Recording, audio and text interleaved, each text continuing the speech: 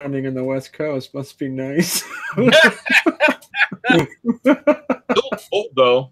I know it's gotten down to like what, like the 60s, Brian? That's just crazy. Oh, you poor thing. Dude, down to the 40s. Wow. Luxury. Yeah, I don't know if I can deal with the 60s. Like this No. cold is. I mean, that's why I'm wearing a hat. It's fucking terrible. All right, so John, do you want to? I'll tell you what. Before we say, Enoch and Ted, do you want to describe what Gold Springs looks like?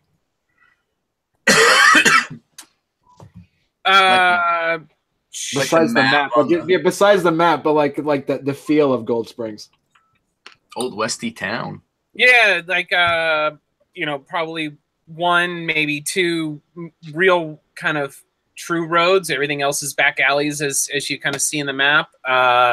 Lots of there'd probably be a little bit more justice than, or like, you know, not as much lawlessness as you might see in some other towns. But that's likely mostly due to the local drunks keeping everybody straight. I don't know what else. There's a brand new railway. Oh right, yeah, brand new rail station. That you know, probably is the hub of early day activity. I'm trying to think of what else is particularly exciting. It's creepy. There's lots of like weird shit that goes on, and the graveyard has been the scene of several grave robbings and just all around nastiness. But otherwise, it's I mean, it's a fairly open town, right, Barney? Yeah, sure. A fine butcher shop. A fine butcher shop. Yeah, the whiskey in this town is probably the best whiskey you'll find, I would say, in the Old West. So a couple nights ago, Dale, when you were out kind of at your campsite, you were visited by the raccoon spirit. Okay. Which is not abnormal. Raccoon spirits are kind of have a thing for Bonars and Ragabash anyway. And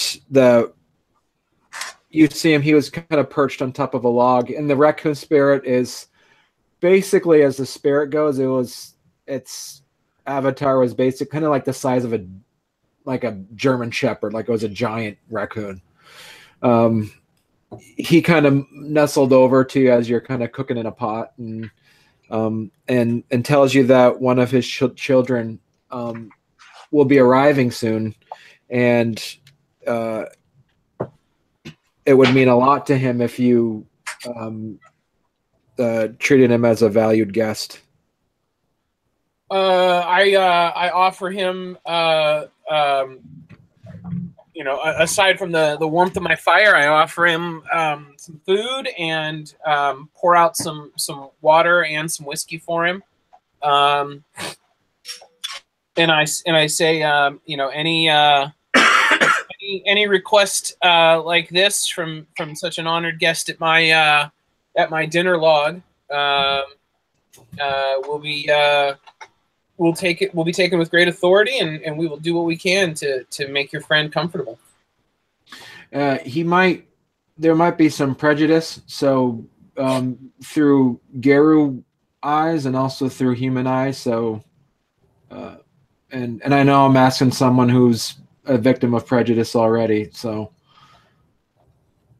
well, that's not a new piss on the fire there. So, yeah. Anything I can do for you, I'm willing to do that. Where should I look for your friend, or do you want to just tell him to meet me here? I gave him your name, and I gave him names of a couple other people, but you'll see him. He's an ex-slave. He'll stick out like a sore thumb up here. Freemen are always welcome here in Gold Springs in one form or another. The raccoon kind of sticks his dirty paw in your cooking pot and slurps up some gruel and winks at you and jumps off through the foggy night, and that's I make about sure he it. gets a little bit of the ham hock on his way out. Okay. So we're going to have two conversations happening. Wu, you're going to have a conversation. You're probably Ted's at his butcher shop this in the morning. Friend, did you get the note I sent you? Who, me? Yeah. Note? I haven't seen a note. Is Check it your Facebook or I'm checking Yeah. Messenger now. Okay. And of course, it's loading a social. Okay.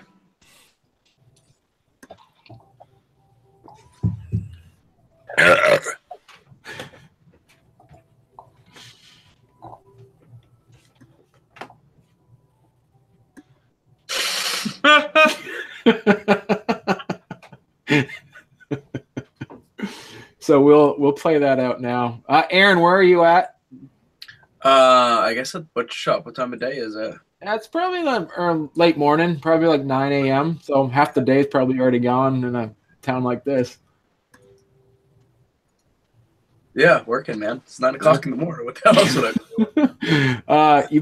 You said Wu approaching you. Okay. Yeah, I'll come into the shop after my morning Kylindo practice. And let me see something. Give me just 1 second. I wasn't quite prepared. Don't I have yeah, so I am going to come in. I'm going to invoke the gift of persuasion.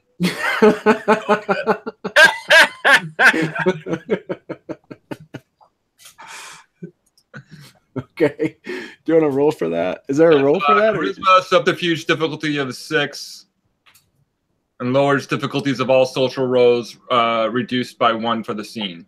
Okay. Is that against anybody? That's not like a... It just says charisma, subterfuge at a difficulty of 6 is all I have. Okay. If you want to tweak it, feel free, of course. No, that's fine. You go for it. Charisma, subterfuge.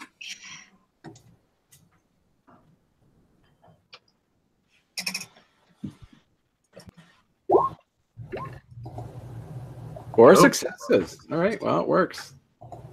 10s. 2 10s and 2 7s. Yeah. I am a persuasive fucking werewolf. Ted doesn't even have to hear the argument. He just says, "Sure, let's go. Let's do it." All right. So. Yeah. So I got after my morning Kylindo practice, I invoke persuasion and go to visit Ted. As you're walking there, you said people go, "Hey, Woo, how's it going?" Because you're like, "Want some coffee, Woo?" Oh, I'd love a cup. I'll definitely get a cup of free coffee if someone's offering. You see the Chinese laundromat people are yelling that they greet you. Yeah, I give them happy to see you. Waves. You see that? That's Woo. Yeah. That's the Woo. As you're getting closer, you hear like slaps of a cleaver hitting a slabs of meat as you're getting closer, and the smell of rotting, like the smell of like fresh flesh is Rotting. Come on, man. No, it's good stuff. Yeah, fresh flesh there. Yeah. Yeah, I'm trying to remember. Ted's get offender is what? Thurge. Okay. Yeah. And he's a big guy too. Just remember that Aaron did take huge size as a merit. So. Oh, okay. I did not know that about Ted. So big fucking Ted. All right. Yeah. Hey, buddy. Morning, Woo. You're looking good today, Woo. Want some gristle? No, I'm good. My friends at the laundromat hooked me up with a little bite on the way into town. So I gotta tell you about something. I'd be more than happy to hear it. I would hold judgments on that for right now. So you know how we went out to the Shadow Lord's cairn a couple weeks ago for the big poker game? I think you weren't able to make it. Yep. Yeah, I got drafted by the upper ranks into standing in for them. I think they didn't want to do it themselves, is what it comes down to. But we are needing to find alliances for the big coming maelstrom of crap that's heading our way. Yeah. So once again, it's on us to get all the tribes and cairns in line. And so that was my duty to try to get in line. And the Get of Fenris their cairn is definitely willing to help. On one condition. I figured there would be something. Yeah, and it involves you. Really? Really. So I did not give you up. I did not. They just wanted us to hand you over. And there was no way that was going to happen. But they did demand a meeting. And I believe there is a pack coming in today to sit down and meet with the Geru of the town and figure out, I guess, how the ledger's going to be kept on this one. Who was it that was who was the representative of the Get of Fenris there? That I spoke to, it was Oscar. Oscar. He was the representative set leader.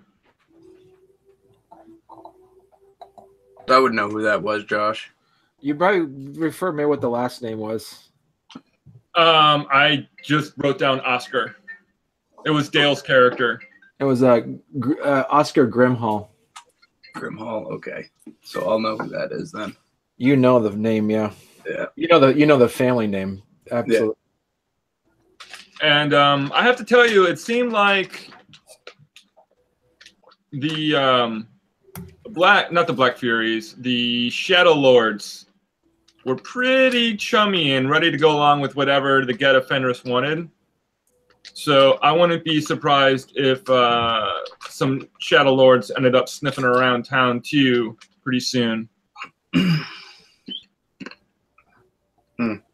Yeah, I think But we'll see how that works out.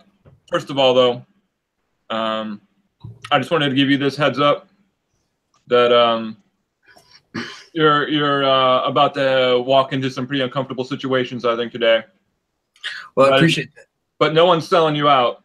But this conversation had to happen if any kind of alliance against the Storm Eater is going to happen. Well, I appreciate you letting me know about that, Woo.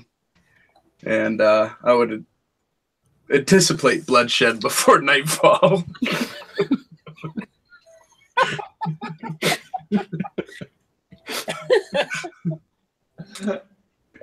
I'll make sure my claws are sharp.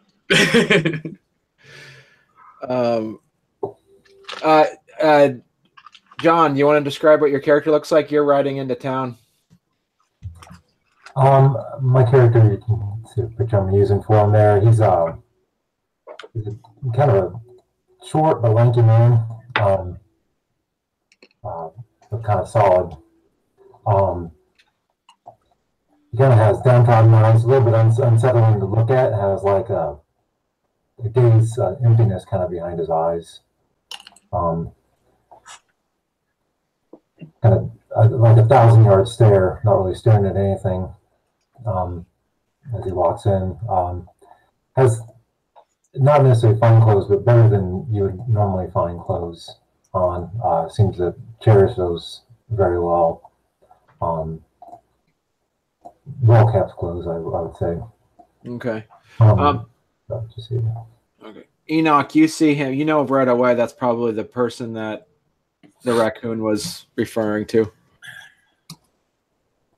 I in a roundabout way very much kind of going out of my way to make sure he sees me, make sure he sees a smile, and a freshly opened jar of my kind of GI whiskey, or not whiskey, but moonshine, and kind of saunter over and say, well, you sure are a fearsome looking one. Fearsome. Well, sir, I may not take that as a compliment, but I'll accept that. You can take that whatever suits you. But welcome to Gold Springs. Well, thank you. I think we have a mutual friend.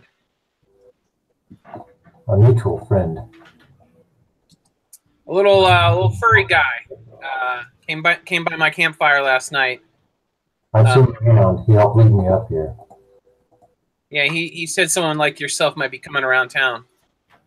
Yes. Come to town, pick up some supplies. How long have you been here? Oh, longer than most. Probably not as long as the longest person's been here. What do you mean by that? Not much. Somehow. I offer you some a jar of whiskey. Well, thank you. I don't really partake. Well, Problems. that's not going to be good for you around this town. Trust me, this causes more problems than it's worth. And we're happy for it. I started heading. I guess I would also kind of properly introduce myself. I'm Enoch, kind of town moonshiner, but most importantly, a friend to the stalworthy travelers here in town, and I'd like to introduce you to a few mutual friends. Pleased to meet your acquaintance. My name is Jedediah. Call me Jed for short. So you bring him over to you see that Wu and Ted are in the midst of a conversation. Yeah, I'd immediately head in that direction. Okay. I guess something to note is that John Enoch is of rank, so he's fairly high ranked. So there's most probably give me a bit of wide berth in the town. Not sure what to make of me, whether I'm just creepy or of some success via alcohol.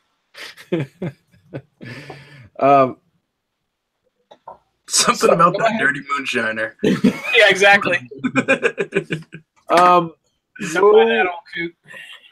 Wu, Ted, and Enoch, go ahead and roll your perception primal urge. Like a swear engine type kind of thing or something like that. What's that? Like a swear engine type or something. Not quite that much clout, but a definite like a way about town. Yeah, okay. Difficulty 6, Barney? Difficulty of 6, correct. Woo, Thumper. Hey, Barney, where are we at on rage, gnosis, and willpower? How much of that comes back from the last? Your gnosis comes back depending on what's the real. I pull up whatever the real life moon phases are, or unless you do some sort of meditation ahead of time. But that's how I'm basing it off. So basically, once a month. So once every 4 gaming sessions, you'll naturally get it back. Okay, and then also healing because I took some damage. Yeah, you should be fine. But okay. You probably would have. Oh, you don't have grandmother's touch, but you probably would have had some. You would have. I'd have worked out a deal. Okay. You would have worked out a deal on that one. Yeah. All right, so Wu Thung, go ahead and roll. Enoch, your Sorry, what was the roll again? It was perception primal urge. perception primal urge. Okay, cool. Yeah.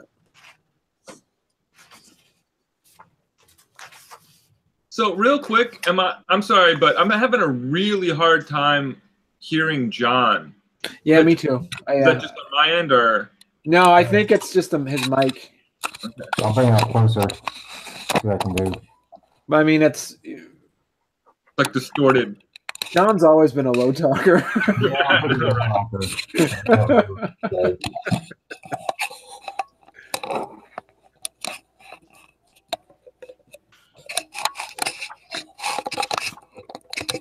All right. So 2 successes.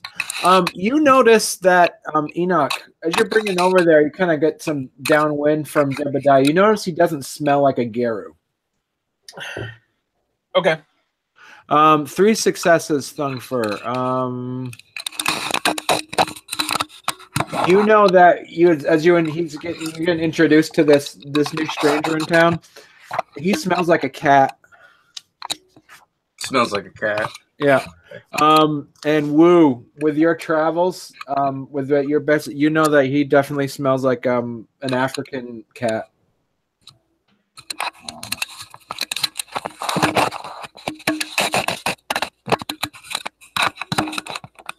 Which one you're not sure of, but most of them are in Africa anyway.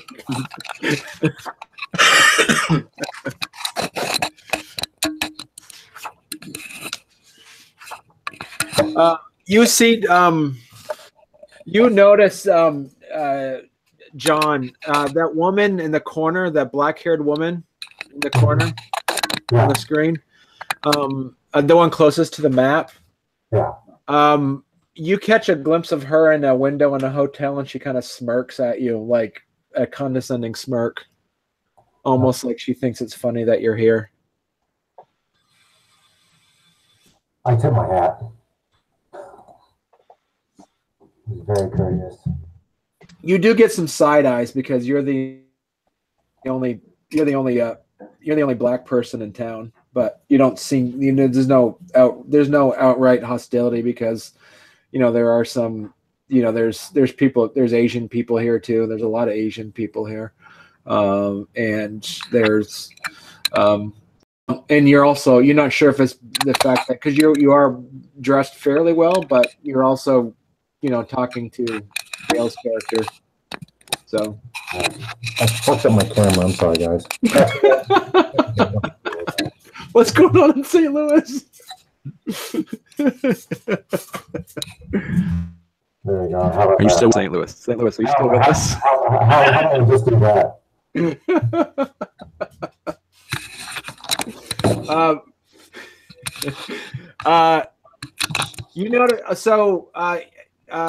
Go ahead if you guys want to role play out for like a minute or so, just conversations of introductions. Yeah, so I just run down and say, sorry, John, what did you say your character's name was again? Jebediah, Jeb for short. Yeah, oh, Jeb, that's what it was. Jebediah. I would say to Ted, I had a raccoon friend of ours come through my camp last night and tell me to look out for Jebediah. And I figured you could maybe send him up with a little bit of meat here in town before while he gets himself grounded. And Woo, this is Jebediah. Howdy. How you doing? Pleasure to meet you. Nice to meet you. Everybody roll your intelligence. Is there let me look at a character sheet here real quick. Intelligence. And John, Wu is like a 20-something Asian Chinese guy, but he is dressed like a Westerner and speaks accented but fluent English. Everybody roll your intelligence rituals if you have it, or if intelligence primal urge, whatever is higher. No, intelligence rituals. It'd probably be intelligence rituals. Or a cult, if anybody has a cult. Except you, Jebediah. What's the difficulty? Difficulty of 8. Wow. Yeah. Yeah. Intelligence, rituals, difficulty of an 8.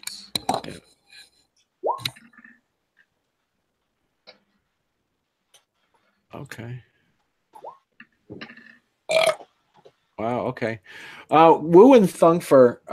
Because this actually makes sense since both of you found it's kind of he smells like a cat. Cats are like the Watchers in like Marvel comics. When a cat shows up, you know something's going to happen. Yeah. That usually the cats are like keepers of secrets, so that's like the stereotype. You know how you get like Gyros are they're like the protectors of Gaia. Bastet are the protectors of Gaia's secrets, basically. So anytime something big is happening, if a Bastet shows up, something's gonna happen. So Yeah, well, I would say between the raccoon showing up last night, Woo's visit this morning, and Jed coming into my butcher shop, that the world is telling me something is happening pretty darn quick around here. Riding into town, you see, Dale, do you want to describe what Oscar Grimhall looks like? Yeah, I actually hadn't really thought about it. A big guy, very just big, full bearded, probably longer than normal. Definitely longer than normal hair. He's Barney. He's a judge, right? No, that's the Iron Rider. Yeah. Well, he'd kind of carry himself like someone fairly, almost like someone that feels that they're regal, someone that feels that they're just kind of chest out, head back a little bit, very much surveying things as he's riding into town. Yeah, just kind of big, blonde, definitely kind of an air of arrogance, but also an air of like just kind of knowing, and almost like someone that when you first see them, you think, oh yeah, he definitely is arrogant, but something about that arrogance tells you it's like been earned. He's definitely kind of a sturdy person in that way. You also have there's also you're riding in on a horse. You also see there's about 4 other most of them look rough, like mountain men almost. They don't have a lot of furs on them because their cairn isn't from a colder area, but they're dressed in substantial leathers, and they do look kind of like more or less like Rough Riders than anything else, but big. Not as big as Ted, but imposing. With them is also you kind of sense there's this one that has this air of more of a gnosis around him. You're probably guessing it's probably the Right Master is with him.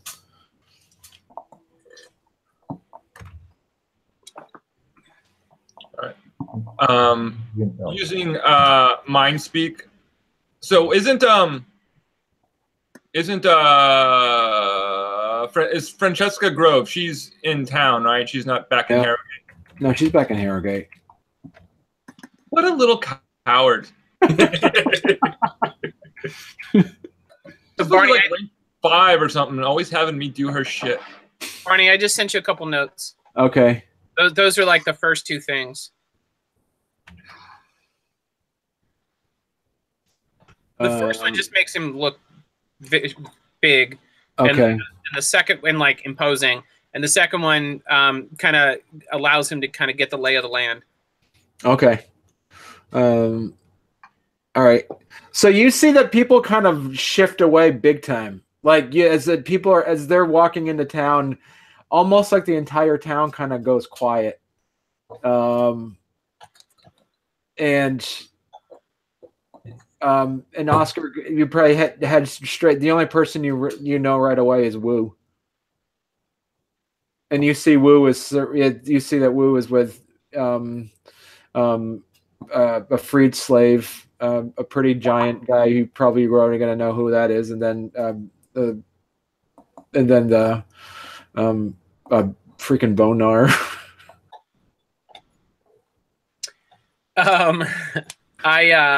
So Do you want to fight the Bonar?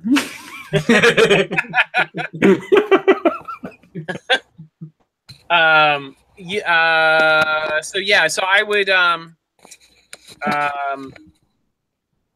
look for kind of the local constabulary, probably Phil's, and I would actually just guide our little group over to tie our horses up in front of the bar. Okay. And I'd walk up in front of the bar, and I'd make sure I have Wu's attention, and I point inside the bar for us to meet there.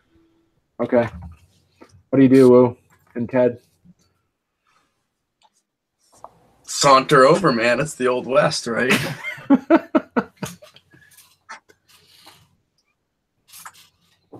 Enoch should be, as the highest rank, should be leading the way, right? Yeah. Am I the highest rank? So far, maybe we'll see what happens tonight. I bet Aaron. See what happens to Aaron tonight. Yeah, I mean, more posthumously. What rank are you, Aaron? 3. Yeah, well, it's definitely not me. So okay, yeah. So Enoch would actually look to Ted and Wu and ask, "These friends of yours?" Friend is not a word I would use. I looked at Ted. Family? Certainly tribe mates. Family's not the word I would use.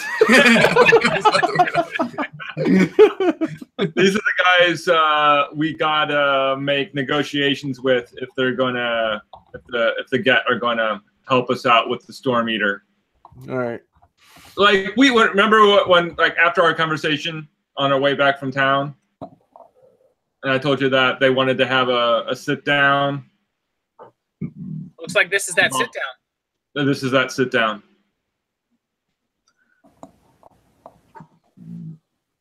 Ted, you got some free time? Me? Yes. Yep. I'm gonna get my shit squared away at the butcher shop, hung back up, and what have you.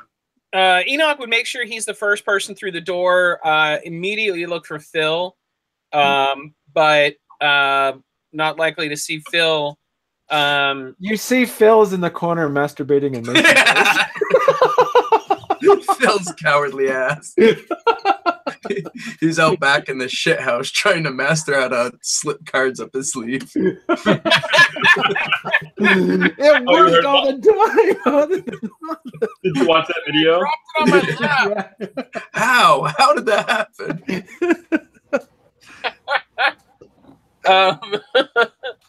All right, cool. Yeah, so not likely to see Phil. I would look for kind of who I know kind of takes fills in for Phil. With the bartender, yeah. Yeah, when he's not around. And so Oscar, when Oscar would have walked in, he would have immediately walked up to the bar and asked for a private room. Likely willing to either throw around a little money or a little muscle to ensure that we get a good, big, large private room. Okay. Even if it means his, the storage area in back. Okay. All right. Yeah, they're able to set up something in the back. Yeah, mostly it's gonna be like the store. Yeah, like you said, probably like there's a private room. They have room. Yeah, they got something in the back. And he would immediately just kind of head back that direction. and set up so that he's got his back. He's facing the door, and he's got his back to the back wall. So with you is you have a couple other air runes that are with you, and Matthew Wobringer, he's the right master. He's also he's the third. Okay. And do you remember my notes from the last time we did this? Hold on, I'll send you. Yes. Yeah. And so the rest of the other ones you got, so Jebediah and Ted and Jebediah, I'm assuming you're going into. I'm going to stick outside. Okay. They'll probably have to get a room anyway. You're kind of referred to probably that hotel anywhere is where you're probably going to get a room to stay in anyway. Yeah, I guess I'll still go in and just get a room and check in, and just if Enoch is anywhere close, do you know these guys? I'll ask him. You'll ask Enoch? Yeah, ask Enoch. Do you know these guys? Nope, they're new to the town. They're here to rough up Ted a little bit.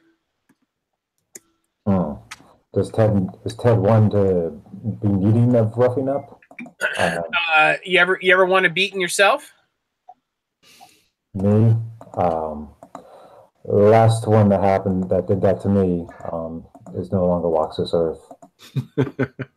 Yeah, so just imagine how big old Ted here is going to handle it. Yeah. Roll your, let's see, Jebediah. Roll your intelligence rituals. Okay. Barney, I just sent you I just resent the note from a few weeks ago. All right. Yeah, I remember that. Yeah. Not seen rituals. Yeah. All right. So you guys walk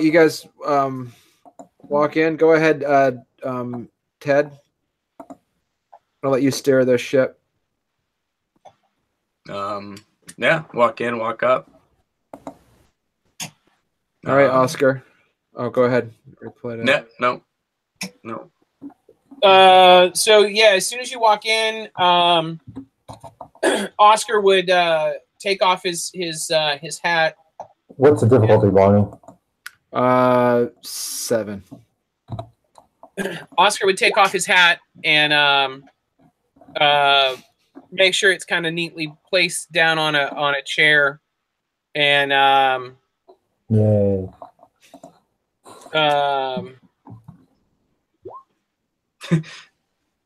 Say something to the effect of the Wyborn turncoat has shown his face. I wasn't sure if you'd have it in you. Say Wyborn has never turned down a challenge. Well, that's not legend, that's not lore, and that certainly is not the truth. Legend and lore it is. The truth, neither of us know. We know enough. We don't need to bandy words here, Grimhall. You came here for a purpose. Let's settle this and be done with it. I like your forwardness, boy. Why don't you have a seat? We have some talking to do. I guess I'll sit down. You sit down, you see some of the other getter kind of like looking at you. You're not quite sure if what rank is Oscar? He's an elder. He's a sept leader.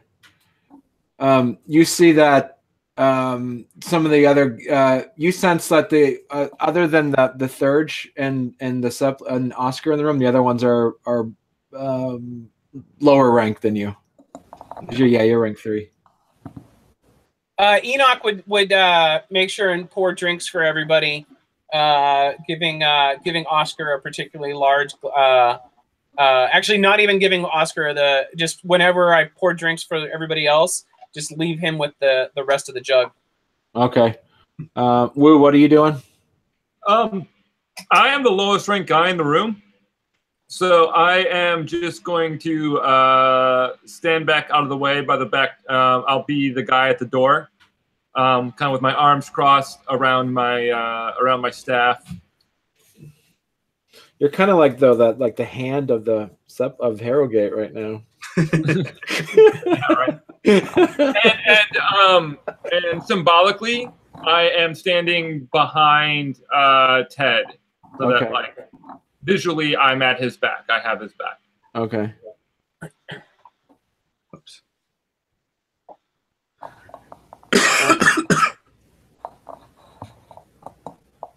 Are these, Oscar would say, are all of these are all of these folks here to witness your condemnation? These are all fellow Garu that I have lived beside and fought with, and they have come of their own interests to see what happens.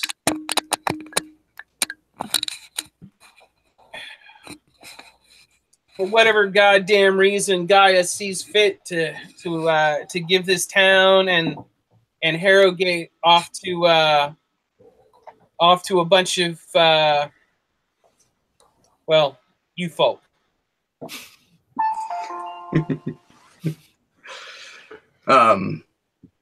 It's my understanding that you have shown wisdom enough to commit the warriors of the Get to the the impeding battle that'll take place here. I'm sure that Matthew, whatever his name is, the Woebringer has told you that at some time there surely will be a great battle here. And that we should be a part of it. And we would like to be a part of it. We would like to solve this problem for you. But with us. Oscar wouldn't even like acknowledge it. Barney, I just sent you some notes. Okay. But we do have some small concession that at least is in part up to you as to how that's gonna be handled. You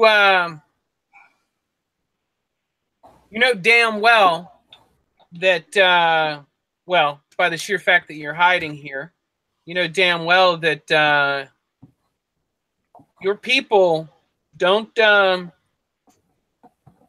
a good light on our tribe. And you need to be held accountable for that.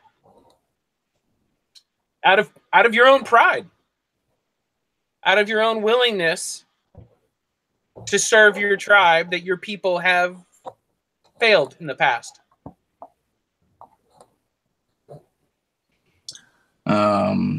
Yeah. You see Matthew opens up a satchel and he starts pulling out some runes. And I say,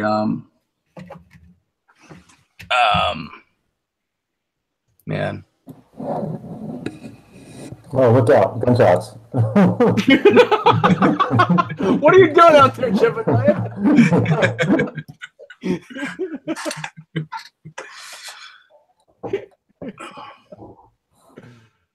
What do you say?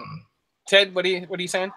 Yeah, I don't know. I'll be So seeing Oscar saying that he's got the table, he stands up and leans forward. He says, You've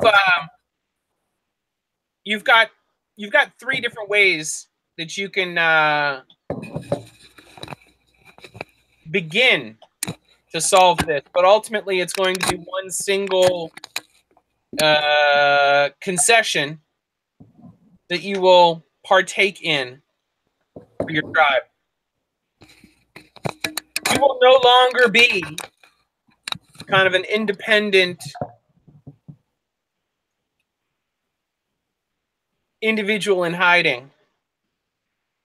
you will now become our representative here in Gold Springs and Harrogate for the Get of Fenris.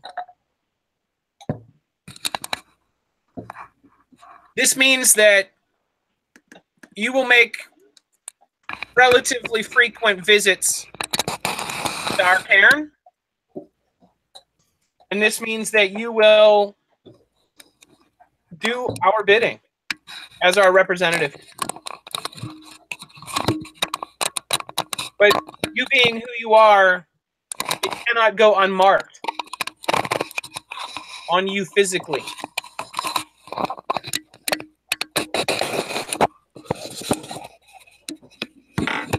Barney, I just sent you another note. Okay. All right. You got to roll. Do you want to roll for that or something?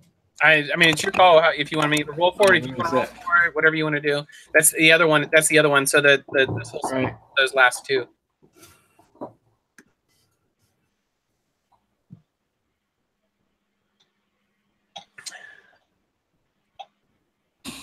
Is this going to be done easily, or is this going to be done through more pain and difficulty? I'd say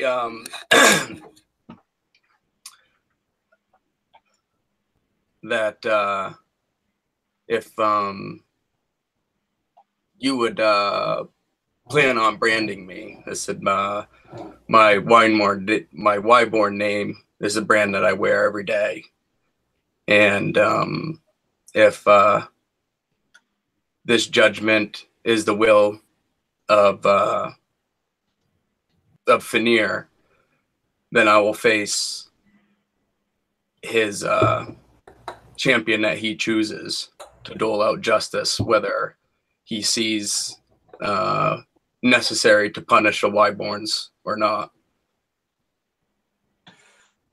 The Wyborn name, you're right. The Wyborn name is goddamn punishment for your friends, for your family. But I'm talking about the punishment for you as an individual, having come here and hidden from what you should be held in account for with your own tribe, with your own people. I haven't been hiding here. As you known here, I've been here. I've gone to your set before. At no point have I tried to hide my presence in this. The spirits between here and Chicago know that I'm here. I've dealt with them all. Matthew's known I'm here since I showed up. Then you'll have no problem following through with my requests, our requests, coming and visiting us, spending time at our table. But you will leave here scarred. So if I'm going to leave, if you're going to leave here with me scarred, then it should be done as a Get of Fenris would do it, through a duel or a challenge.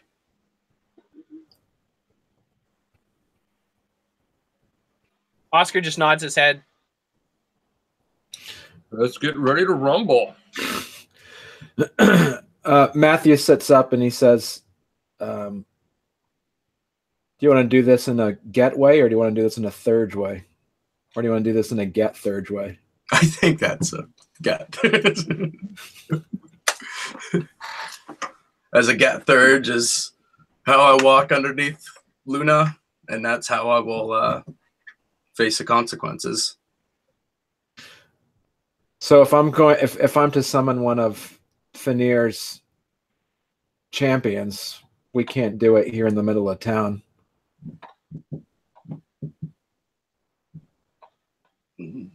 I turn to Enoch and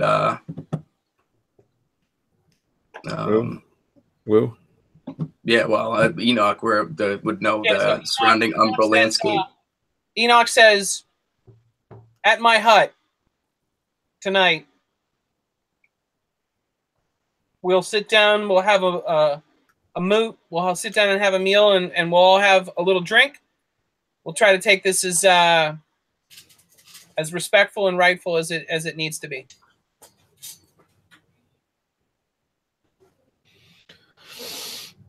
All right. For the sake of the story, how do you want to prepare for the night? How do you guys want? Anybody want to do something? Prepare. Oscar would actually go out of his way to gather up some food and drink to take out with them. Okay. He'd send his people to do it. Enoch would run around, kind of pissing all over his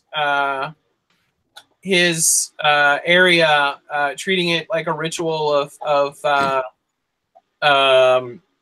of riling up the spirits, getting them paying attention to what's to come, and basically just straight up telling them, hey, we're having an event here. I need you to be kind of ready to protect us here at home.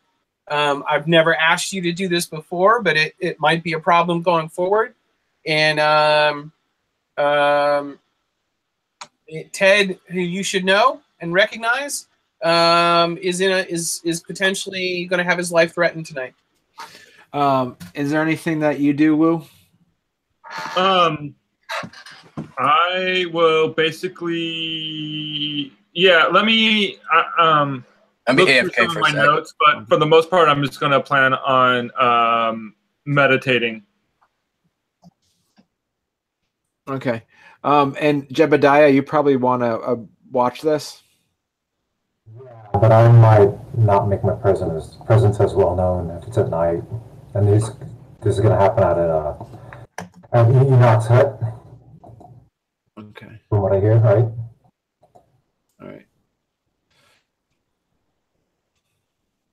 All right.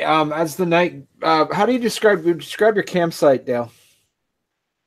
Oh, did he leave? When these both guys went off to take a piss? Did he really go take a piss? What's that? Oh, there he is.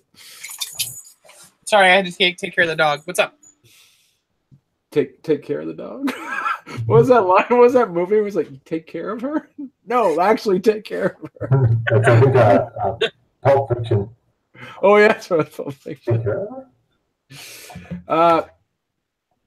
Dale, can you describe your campsite? Yeah, so it would be a fairly large shed that looks like it's been there for several years now at this point, with little pieces built onto it. So there'd be one kind of large main shed with little pieces built out here and there. Not much in terms of windows, mostly just gun slits just to see out of. Big fire pit right in front of the shack, where it's dug out a little bit, and then at the center is a big, like, kind of recurring bonfire, but big enough for like rites and rituals and lots of spirit talking and shit like that.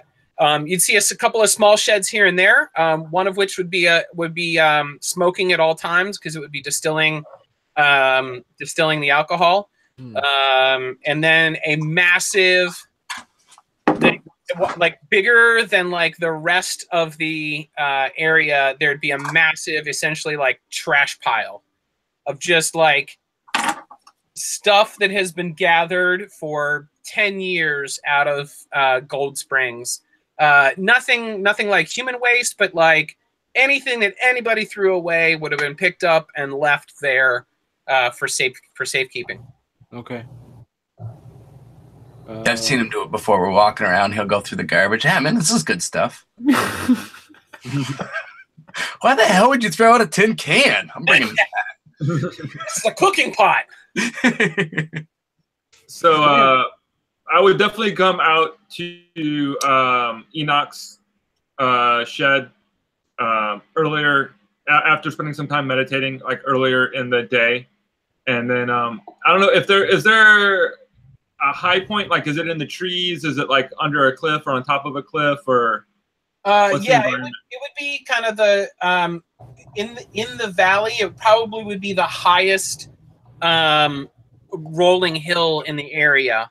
Not certainly not mountain, not like a mountainside, but like the highest rolling hill would be like that would be where you go find Enoch's place. Okay.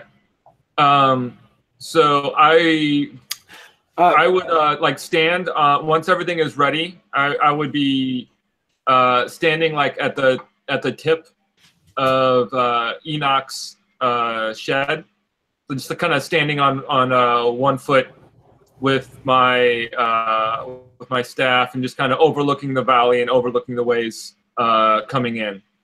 Okay. All right, Jebediah, what are you doing? At night, I'll just stay back. I'm going to use my listening and kind of just keep my distance. Kind of wary of these dogs here. Okay, you got your okay, eavesdroppers. Okay, you picked your rank 2 gifts, right? Yeah. Okay. So yeah.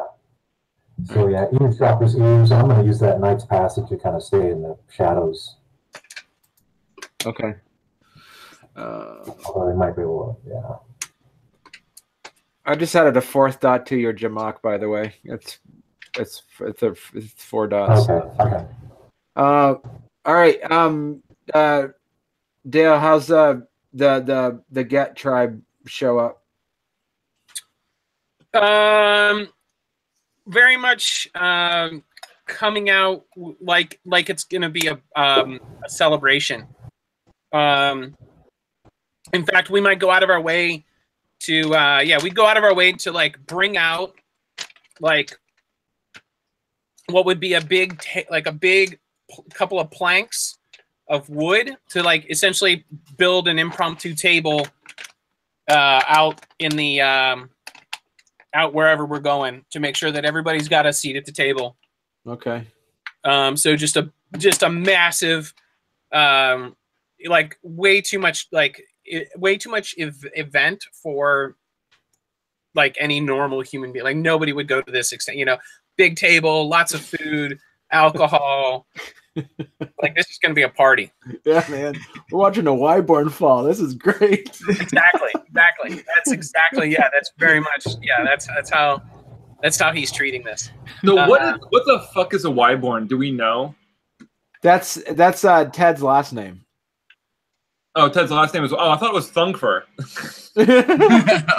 No, that's his avatar name. That's his like video game name. Okay. Yeah. So as soon as I see the Get coming up the valley, I'm going to use my mimicry gift and mimic those big, long, like Tibetan horns that you hear in like Inception. So like, whoa, so that just like resonates through the valley. Okay. As they're coming up. Ted, what are you doing to prepare? You're showing up at the campsite? Yeah, I'm there, man. Yep. Yeah. You're doing it. How you getting ready? Any gifts or any rites that you're going to do for yourself? No, I was looking. I don't really have too many rites that I think I probably just would have cast the stones, my runes. Okay. Just sort of during the day, just sort of, been umbral side, letting the spirits know what was going on and, beseeching them, their support, maybe not physical help, but, you can't live somewhere, be a theurge and not be on good terms with the spirits in the area, Right. Yeah. Enoch and I do appeasement of spirits all the time. Enoch would request that you bring an excessive amount of meat out to cook on the fire as homage to the spirits. Oh yeah. Side of beef. Yeah. So we'd have that hanging like essentially like across the fire in the fire pit, and just like we'd rotate it every once in a while. We'd be pouring on like some butter and fat as it's cooking, and then we'd also be cooking several pots of what's it called? Bonar gruel. So like just cans of just like stuff, just like no rhyme or reason to anybody else's sense, but like just the canned stuffed, lidded, and just stuck on the fire to cook. I would say Matthew Wormfo's impression is definitely of the visiting team walking in, you know, from the Theruge perspective. Like, yes. Oh, we are the visiting team here. Yeah, they definitely are not. None of the Get are going to be touching your damn gruel. The Get, from Oscar's perspective, the Get would be definitely coming in rowdy. Mm-hmm. You know, loud, pushing each other around, quickly getting rid of the horses, tying them up off to the side, setting up the table, putting they probably brought a keg of the best beer they could find in town, setting up this keg of beer, putting all the food out. There would be no vegetables in the food whatsoever. It'd just be all just like big fucking like a couple of big roasted pigs. Yeah. I'm reading these rites, these Get rites. Aaron, do you remember this one? The rite of the Lodge House, that level 3 mystical rite that Get have? No. This powerful rite is performed at all formal moots and works to soothe the rage within all Get Fenris. Once this rite has been performed, any Get within the lodge are supernaturally calm, and all rage rolls have a difficulty of a 9. They are thus capable of rational thought and reasonable discourse.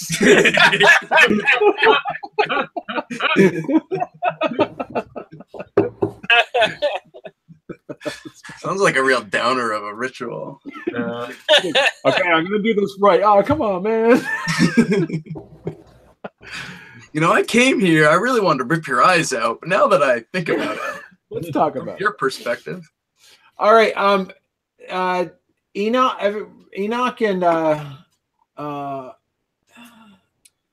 and Ted, roll your perception. Everybody kind of roll your perception alertness difficulty of 7.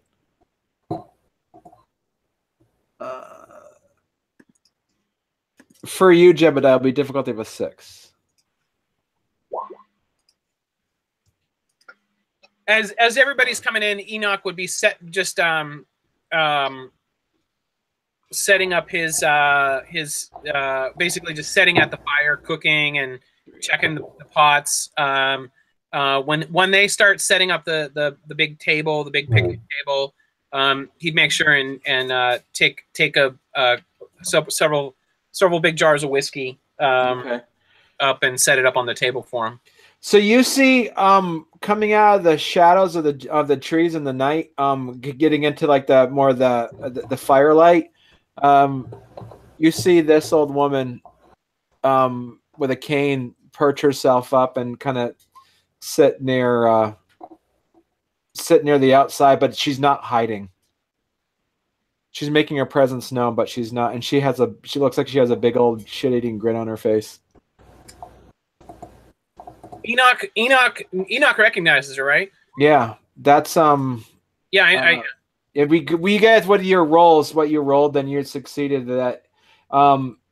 You recognize her, and so does Ted. And think that's Mother Karima. She's the resident Grawl in the area, the werebear in the area. She's the one that you've heard spirits talk about her before. And Wu, you've had run-ins with her in the woods a few times.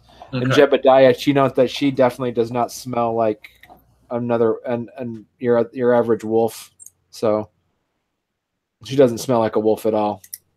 Enoch would tell Ted to take her a jug of moonshine, true moonshine. I'd send her a jug of true moonshine, as well as a side of Ted's meat. Yeah. What's her name again? Madam Karima. Mother Karima, sorry. Mother Karima. Yeah, she's Sue. Yeah, I bring it over to her and tell her it's a great honor to see her. And her presence is gratefully appreciated at such a serious occasion. She smiles and nods to you and says something in Sioux, and she not slaps you hard, but she, with her calloused hand, she kind of like, kind of pats your cheek and says something in Sioux, and wags her stick over at the get, and she laughs, and she just starts cackling. Matthew Wobringer stands up and he says, and Gary, when they sometimes at Jebediah they'll talk in Garu, and for you it just sounds like growls and guttural growls. You've been around Garu, you've seen Garu enough to know that they talk just like how at Bastet they have your own language. Matthew Wobringer stands up. He goes, "All right, let's get this ritual started."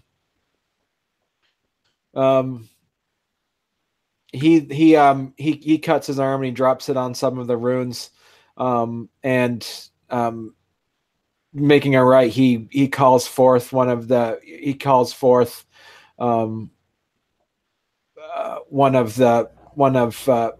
Fenrir's champions to fight and judge the coward Wyborn. He fight, and you see the Getter kind of howling as well as he's doing that. Dude, I'd be howling too, man. What form are you staying in? Am I staying in? Oh yeah, what form are you in? I'd be in Krenos, man. Krenos? This is a get challenge. There's bloodletting to be had. All right. Enoch would pull open a can of his gruel, sit down in front of the fire so that the fire's behind him, and just make sure and slop through it as much as possible, getting as much on his beard as possible without completely making a complete mess of himself. Okay. You see the sky kind of it's already nighttime, but you guys know that you guys hear like thunder in the distance, and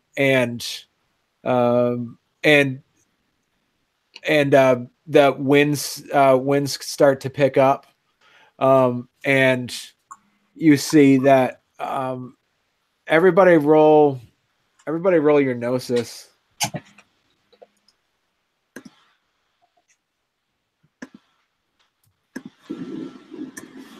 I'm sorry, roll what? You said gnosis? No, gnosis. Okay.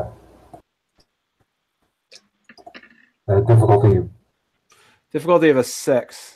6. Okay. Well, you got 100% successes there, Jebediah. Yeah. You see that it's lightning. You see lightning striking it off in the distance, and you see the silhouette coming through the trees of it looks like this giant looming animal, eyes glowing red, and then as it's getting closer, it's starting to rain. It's starting to pour pretty substantially right now. The fire's dancing and spitting as the raindrops are hitting it. Oscar and his group would let go of the fireworks. They'd start shooting up in the air. Okay. You see coming into the firelight, you guys make out. Josh, I'd be invoking gifts as things approach, as things start. All right, which gifts do you want to roll those? Anything you have to spend or roll? Yeah, the Battle Mandala, Troll Skin. That must be a... While he's doing that, I'm going to step away for a second. All right, go ahead and roll those up. Stamina, Primal Urge, difficulty of 7. I gotta stand up now. Get ready. Get my dice hand ready. Yeah. I'll when I see the spirit coming as he's doing that.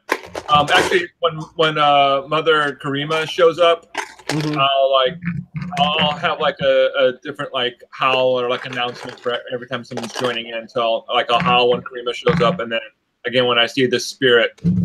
Okay. As All right, 1 6. Well, damn, Aaron, that sucks. That's a shitty roll. I'm sorry. so many dice. Yeah. Well, it's +1 stamina. Okay. And the battle mandala, intelligence. Oh, difficulty to 7. I'll be away, but I can hear everything. Okay.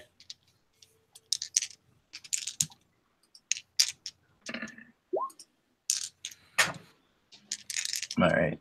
So that increases the radius of that. That's all. Enacts it. Plus more successes increases the radius of it. And what does that do again? It's Drains like essence from spirits every turn.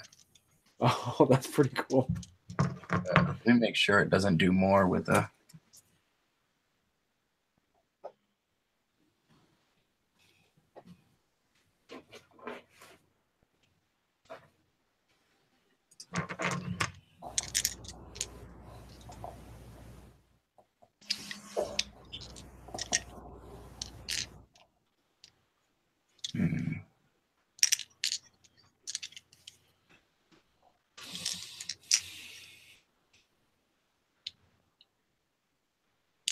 One essence per turn. Yeah. Okay. So the number of successes is negligible. Irrelevant, Irrelevant. Okay. Well, no. Yeah, the radius is 50 times the number of successes. Oh, so I need. Okay, I got you. Yeah. All right. Yeah. All right. Are you using any weapons or just claws? Just claws. I mean, I got my knife, but I think my claws do the same. My knife is for a worm. And the razor claws are +1. Right. Okay. All right. You see, coming out of the as it comes into the light, the lightning strikes. You see that the giant spirit is a 30-foot tall, on its 4 legs. It's a giant bear. God damn. You see Mother Karima just start howling, laughing. And she says something in Sioux. What I would understand what she'd say, so do you wanna write it to me or your character would. Yeah. Oh, Enoch would. Actually, when I see that it's a bear, I would just immediately make my way over to sit next to her. Okay. And I would, I'd be real respectful, essentially asking, that's funny. I be really friendly and just ask if she would mind if I sat next to her. And when she says what she says there, I would reiterate it. I would just say yes, and I would do it like a yes, please. And you see the bear comes up. It kind of the bear spirit kind of solidifies as it gets closer, and you see that the rain stops falling through it and starts falling onto it and rolling down its fur. It's kind of snouts and blows this steamy air right onto Ted as it kind of like sniffs at him. And it starts to kind of like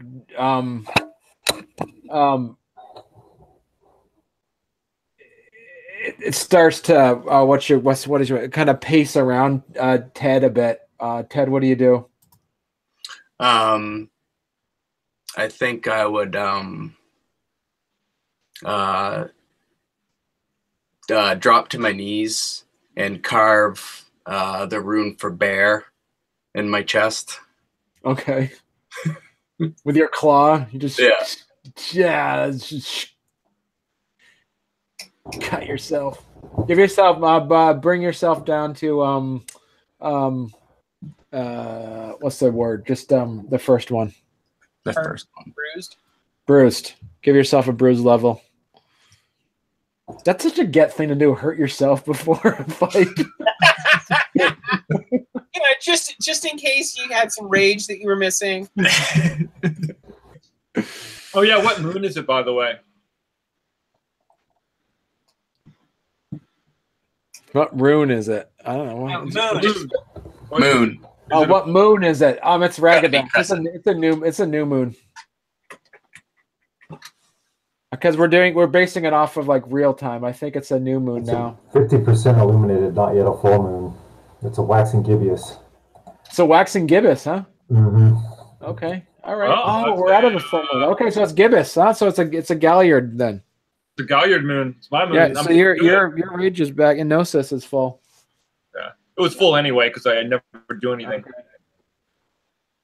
It's gonna be howling, Brian. Could be howling, man. You're gonna be all raged out. Galliard sitting there watching this happen. You probably got a freaking boner right now. Yeah, I'll actually I'm still on top of the roof, but I'll transition to Krenos. Okay. But I'll just be like standing on my toes, like trying to not crush the roof in under my weight. And Jebediah, you just find this all completely amusing because they're freaking Gera are fighting with themselves. Yeah, they're fighting with themselves, and I'm like, okay, guys, I got things to figure out. You guys can actually not fight each other. And not only that, it's the same tribe that's fighting. Something going on in your territory, or what's going on here? And so far, the only thing that's happened is one guy has hurt himself. My puppy wants to play along. You see, that Mother Karima stands up and shakes her cane at the bear spirit, and yells something out again in Sioux, and the bear, and then she laughs at. Then she turns over and laughs at Matthew Wobringer, and the bear then leaps towards you, Ted, arms wide open and clawed out. It's kind of almost like it's jumping at you as to crush you. To crush me? Yeah, go ahead and you get the first action. We won't do it. I take a coin out, a dime out, and I leave it on the ground, and I say, "Come watch." Okay.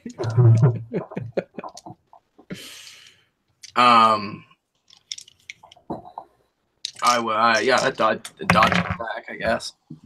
All right. How much rage are you spending? All of it.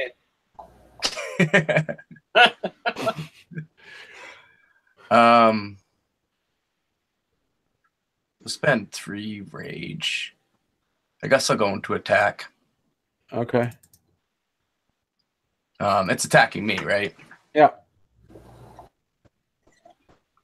So it's lunging at me, so I will lunge at it and try to bite its. Can I get a bite at its throat?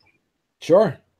So I will bite at its throat with one action, sink my claws into its chest with a second action, and that's only 2 out of 3.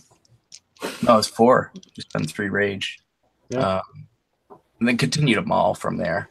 Okay. So roll attack once, and then you use that roll for the rest of your actions. What is bite? Is it Dex Brawl? Dex Brawl.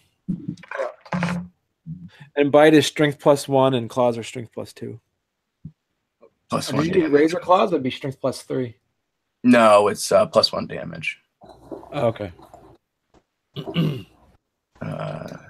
Dex Brawl. Oh, you just get automatically +1 damage, right? Yeah. Okay. Yeah, Dex Brawl, difficulty of a 5 to hit. Hit a big old bear. Yeah. Oh, wait.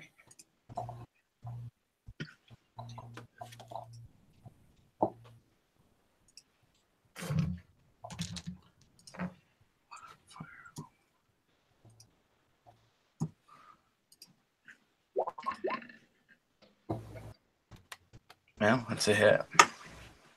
All right. I'm howling Okay. encouragement for Ted. Okay. Go ahead and roll your roll damage, and go ahead and roll damage the other times too, and just describe how you do it. Yeah. So I guess I'll roll my damage. Bite onto the throat. Sink my jaws in as much as I could. Try to crush the jugular. Put my claws into his throat. Tear down. Then I'd release. Drag my claws across his torso, move to his side, and then rake at his Achilles or a tendon on the back of one of his legs with the fourth action. Okay. Yeah, that would be my move. All right. Go ahead. So by the time I'm done fighting, I'm sort of to the side of him and not in the front of him anymore. All right. Roll damage for those rolls. So. What was bite you said again? Bite is strength +1, and as you do your claws, it'll be strength +2 and +1 success already, because your razor claws.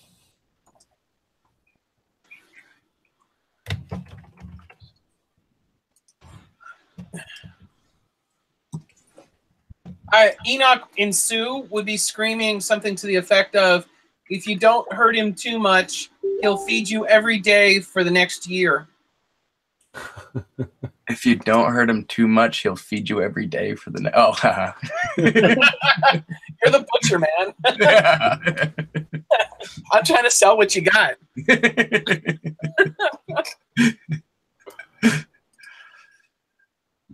And then,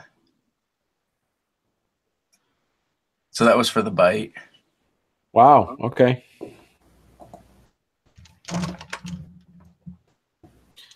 Dale, I just sent you a message on Facebook.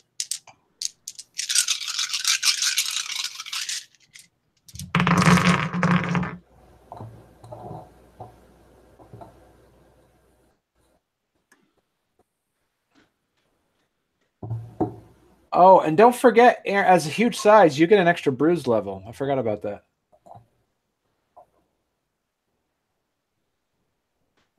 Aaron. Oh, did we lose him? Oh my God. That bear hit him so hard it knocked him off the internet.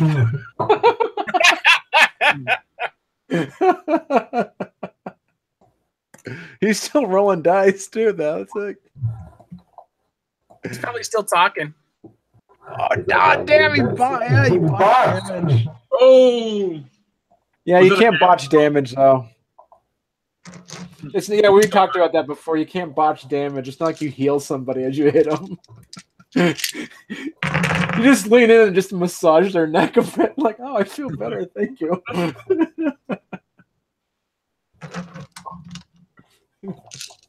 You hurt yourself.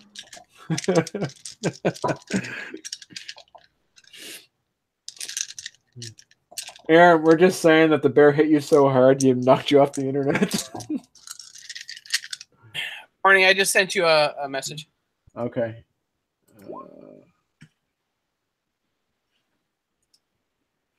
Okay.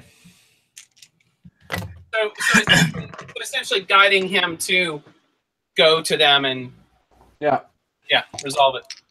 So it's 12 points total with the Yeah, I'm just saying you can't botch damage. So yeah. All right. So you definitely do a lot of damage to the bear. You scrape it open on its side, especially with your battle mandala on it. You see though it's not that able to not let the bear spirit heal at that time. He rakes you. Go ahead and roll your stamina. Actually, he leans down and he bites on your shoulder as you're doing that.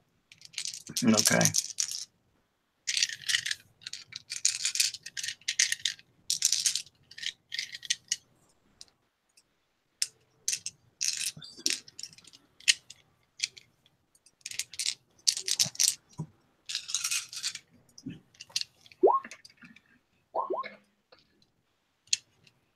All right, take 3 points of aggravated damage as the bear spirit muckles onto your shoulder.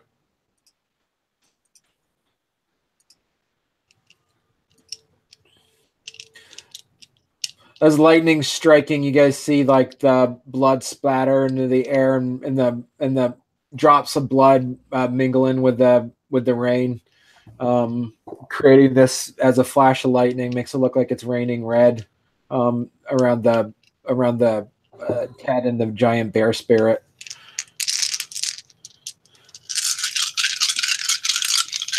Between the thunder and the rain,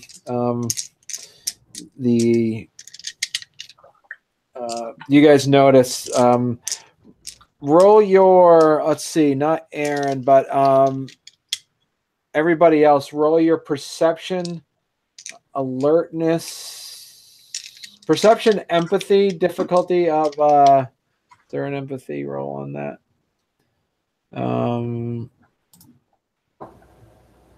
No, there's no empathy. Oh, there's empathy. I got empathy. Perception, empathy, difficulty of a 7. Wait, the rest of us roll that? Yeah. Okay. Out of 7? Yeah. And go ahead, Aaron, next round. Since you took damage, your rage comes back.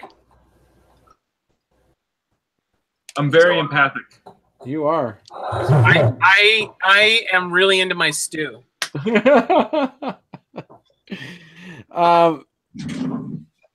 Such a botch. I wish I thought. I don't want to take this game off the rails, but I was going to say something like, Dale, you get the impression that Mother Karima has given you like the bedroom eyes.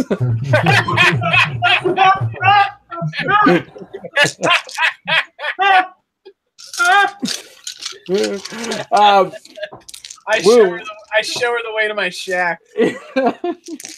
You and Sue women, man. I think that's what it is. You're not going to be the only one with a bear nibbling on their neck.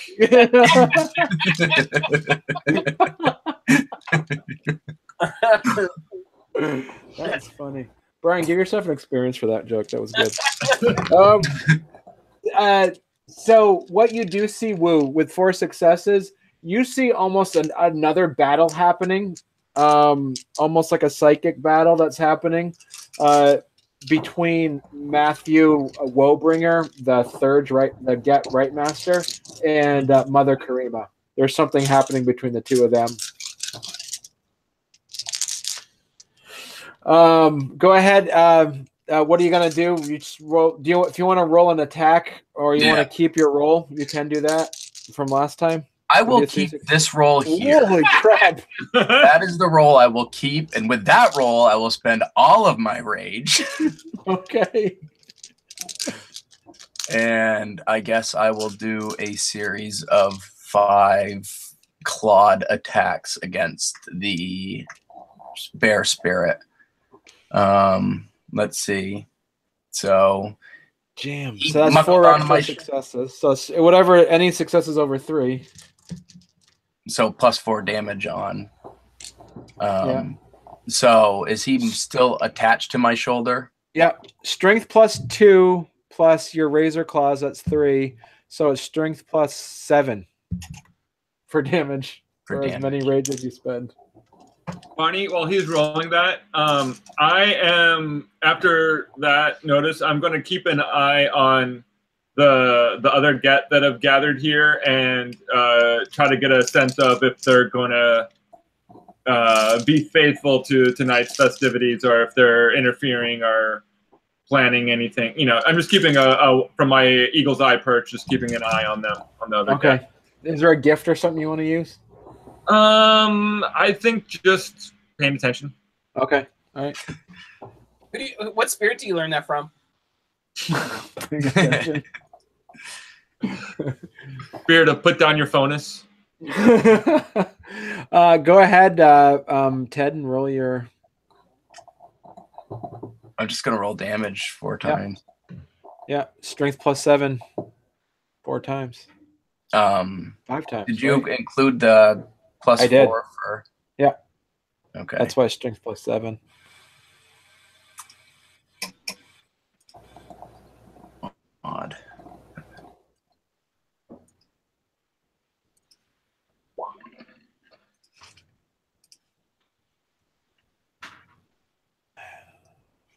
The laws of averages. The higher your dice pool, the Or ones you can roll. Yeah, the more ones you're. Wow. Okay, 6. Oh, damn.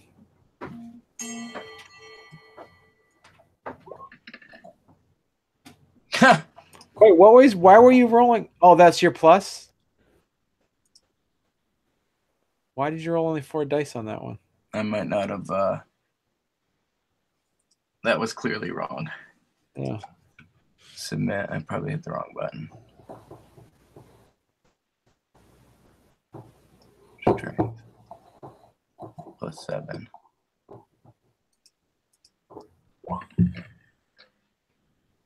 Yeah, barely better. That's 3. Yeah. One more. No, I've got another rage to spend I didn't spend last time.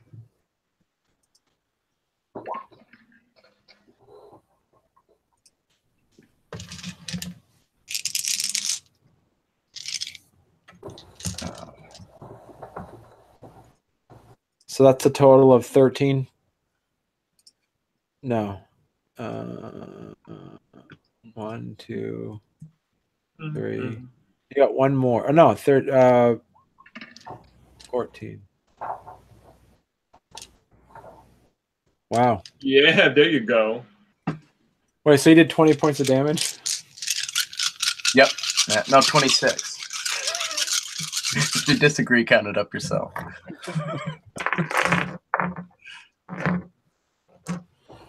So, role play to describe it. What do you do? I guess a flurry of attacks directed at his face and neck, jugular, torso. That's been Ted's MO through most of his combat in this game. Yeah. For some reason, I've taken to biting people's necks or clawing at them. Is it a finishing move? Because I could do a finishing move. That's what we're looking for. Yeah. So I would have with first couple attacks, first attack gone after his eyes, gouged at those, so that he and then clawed into the side of his throat and opened up the side of his throat and reached in with 2 hands and grabbed his jugular and windpipe and pulled them out through the side of his neck, and then reached in and snapped the the spinal column that goes up to the skull.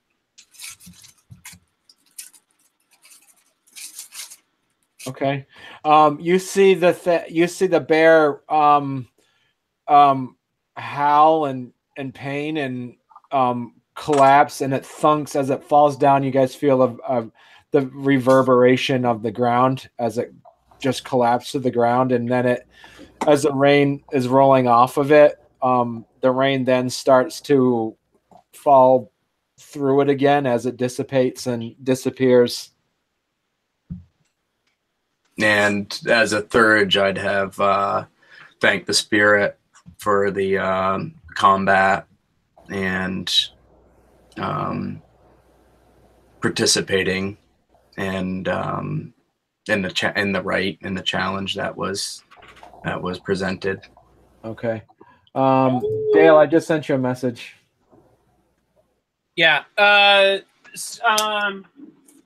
Oscar would jump up from his table, flipping it, crashing it into the ground, spilling all the food and everything all to the ground, storming off to push Matthew towards the bear woman, and speaking to her, demanding how did she interfere with this? How did she interfere with this moot? This was our fight. This was not her. This was not hers. She looks genuinely confused and looks to Enoch and says, "And Sue, what is this white man talking about? And he better watch his tongue, or I'm going to open up the earth underneath him and have him swallowed whole." Enoch would explain everything that Oscar is saying to her first, and then depending on whether or not she changes anything that she says, he would then turn and basically say it verbatim to Oscar. What's Oscar say? Like not saying it like not saying it like she said, not like saying it like she said it, but saying it like, this is what she said, dude. Like she's fucking scary.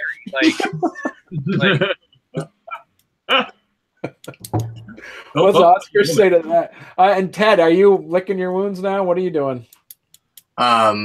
Just standing with pride and telling Matthew that the rite had been performed, and that Oscar's allegations are whimperings of a man who's lost.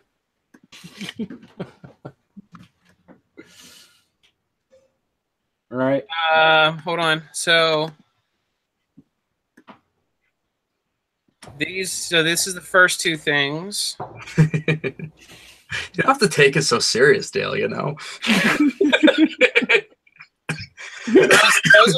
are the first two things. All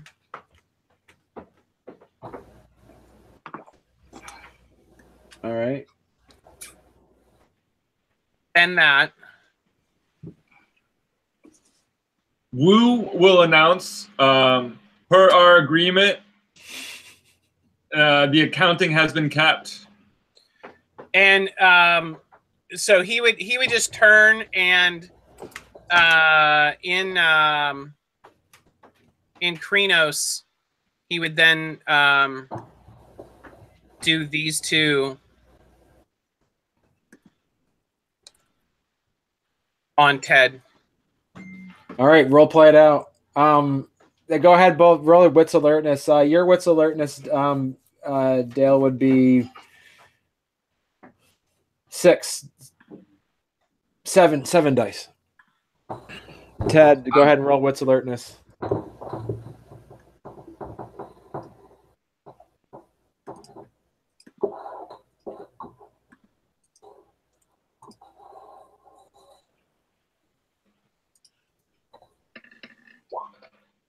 Ooh, that's not a good roll.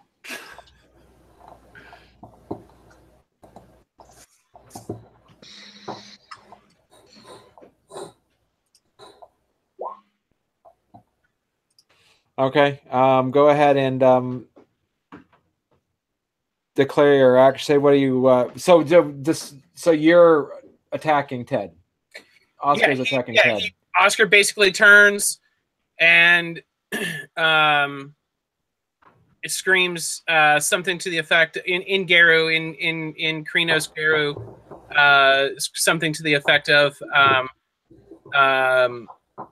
then I will have my own justice, and basically so I don't know if you read the last two that I sent over. Yeah. But biting into Ted's right shoulder, using those two. Okay, so you're doing Fenris's bite. And okay. Fangs of Judgment. Okay. All right. The Gyro's next. Okay, the player spends 1 rage point and rolls strength medicine, difficulty of the opponent's stamina +3. What's your stamina +3, Ted? Right now. Yeah. In Krenos. Yeah. Is 11. So you'd have to make a difficulty of a 9.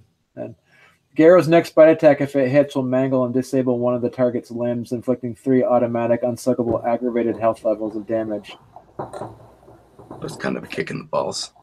That's Fenris bite. That's rank 5. Okay. And what was the other thing? Fangs of Judgment. And basically, it just makes all of his. So it's basically any damage rank to one anybody for that. who's not withholding their station. Then basically they take an additional point of damage. If it falls upon the Philodox to levy not only judgment but also punishment against those who have fallen from their proper stations, this gift, top of the ancestor, causes the werewolf's claws and fangs to burn with righteous power of the law. The player spends 1 willpower point for the next full day. Of all Gyro's natural weaponry attacks, do 2 extra dice of damage. Okay. God, this is such a freaking get thing happening right now. Totally. And Enoch. Enoch would essentially go stand. Enoch would jump so that he's essentially between one of the Aruns and the fight. Okay. As if to say, like, hold up, whoa, let them solve this on their own. All right, Brian, are you doing basically the same thing? Yeah. Well, yeah, I'm activating my staff. Staff, I saw that. Yeah. So I'm doing that roll now. All right, Dale, go ahead and roll that attack. That Oscar's gonna do to Ted. What was the? I mean, you got to tell me what the die roll is. So. So it's gonna be Fenris's bite. Player strength plus medicine. So did you shift to Krenos? Yes. So he probably has a strength of a 4 plus Krenos, and his medicine, he probably has a 2 in medicine. Yeah. Yeah. So 4, 8, 10. Yeah. Difficulty of a 9. So Barney, yeah. Any attacks against Rue are at -1 for the die pool. Okay. That's that 1 success. Okay. All right. Oh shoot! Hold on, that wasn't.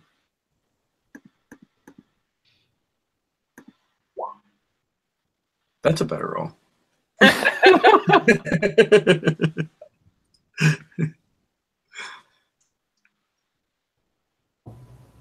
All right, so you got 2 successes. So the Gyro's next bite attack, if it hits, will mangle and disable one of the target's limbs, inflicting 3 automatic unsoakable.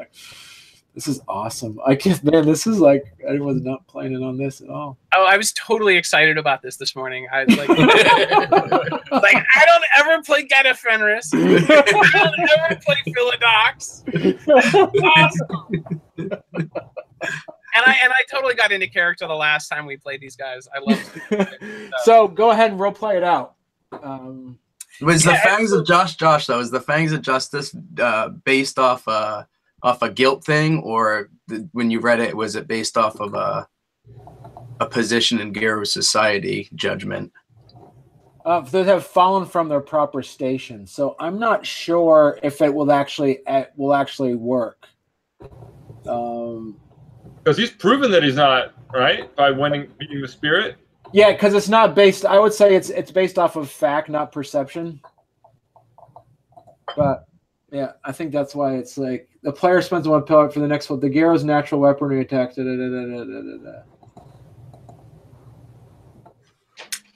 it causes the werewolf's claws effect. Yeah. Not only judgment, but also punishments against those who have fallen from their proper stations. Yeah. Yeah. But the razor claws work though, Dale. Yeah. You didn't say razor claws though. Well, no, I sent it to Barney. Oh. You gotta spend a rage to invoke that though. Or take a turn to sharpen your claws on stone. I bet you rank 5 Gat has probably got rage to spend though. Right. Okay, cool. All right, go for it. I was saying, so yeah, just role play it out. Yeah. So basically, the first thing he's going to do is just a mouth bite on Ted's like I said, right shoulder. Just that like area between like the right shoulder and the neck. And just the biggest fucking bite possible. So not even like not even like clenching his jaw until like Ted's shoulder is like setting off his gag reflex. Okay. Like, you know, just digging in as much as possible. And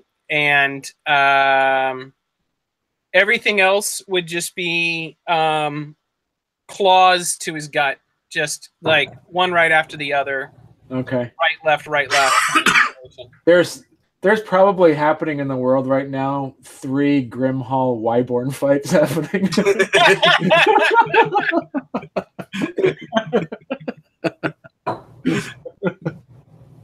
This week, anyways. This week, at least. All right, go ahead. For some reason, Grimhalds and Wyborns have problems overpopulating areas. There's go ahead and again roll damage and roll. So go ahead and roll stamina, Ted. All right. What when I see this happening, I'm gonna leap off the roof. Okay. And do basically a flying kick into Oscar to try to kick him off Ted. Okay. Because at this point he's broken the agreement. Now I'm gonna die fighting a fucking rank 5. You spend any rage at all? Yeah, I'll spend 2 rage. Okay. All right, Jebediah, and John. Just for future reference, there's usually a lot more stuff happening for everybody. This is just a very specific episode. Just sticking around in the shadows. It's kind of what my guy is with this Pyro. So he kind of stalks around and sneaks and does that. Right. So keeps to himself much. All right, did you guys roll already? I'm trying to add up everything right now. So it's 4 plus 4. Right. You can roll your stamina at least, Aaron, while we're doing that. And Aaron, do you have any reaction to Wu jumping in and trying to side kick? So, yeah, I don't think you need to, Brian. Oh, I just saw my friend get unfairly. Yeah, it's understandable. And I'm in my moon, so go bitch slap one of the other ones. Hey, Barney, get crazy. Let's get crazy. Let's get crazy. Barney, what's Oscar's willpower? He's a Philodox. He's rank 5. He's a rank 5 get, so he's lived this long. 8. And to keep in mind too, you're scarred the hell up too. I'm guarantee. Yeah, you probably have lots of battle scars too. Which also might be affecting his strength and stamina roll, Josh. I mean, let's not forget that. So Barney on might or his attack rolls, for crying out loud. He's probably only got one hand himself. So Barney on the Might of Thor, I just got 2 successes, which is the Garrow's strength doubles for 1 turn per success. after the gift wears off, blah blah blah blah blah. Oh, you get weak as a puppy or something like that, right? Yeah. So he's gonna hit him so hard. So I'm gonna beat the Wyborn out of you. I'm gonna hit you so hard the ancestor that gave you your bad name is gonna feel it. You know, like, however this all sugars off, there should actually be honored rewarded to me for getting my ass kicked by a rank 5 get. Yeah, I think so. Like, that is not a dishonorable thing to have happen. No, not at all. No way. Yeah, man. I sent renown to be made tonight, definitely. Even Brian, man, you'll probably get some renown off of this. If I live. Difficulty of a 6, right, Barney? Yeah. All right, so this is the bite. So whatever the successes are on this is +2 for the strength. No, hold on. No, just plus 1. So this is the bite. Yeah. So 9 successes. All right, Aaron, roll your stamina. All right. How many times? That's Well, just that's one. that's just for the bite. So. Oh, okay. You know, buddy, Aaron's gonna go. Oh, this one go. um,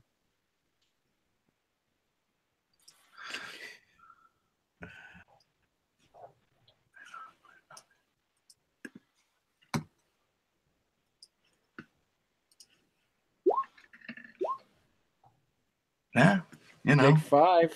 That's enough Any to other get you occasion. incapacitated. So it's Oh yeah, that's that. Boom. So 6. You take 6 damage of being bit. Yeah. And oh no, I'm sorry. It's 9 damage because it's plus 3 due to the first one that the Fenris's bite. No, yeah. And roll your frenzy check, Aaron. So 9 damage. What's the difficulty on that? For all you taking that much damage, but no, it's based off of your auspice, I think, right? I think yeah. I think you're right. I think it's for you. It's probably gonna be difficulty of an 8, and you need 3 successes. Yeah, I To think we're frenzy.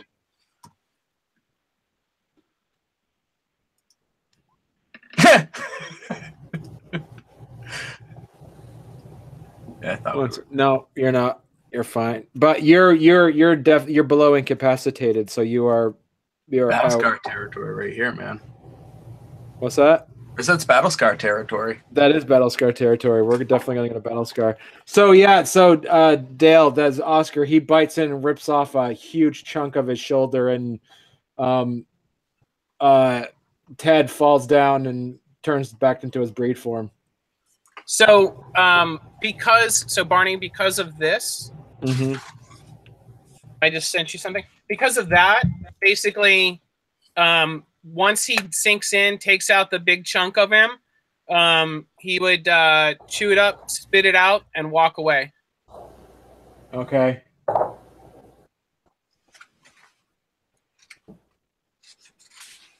All right.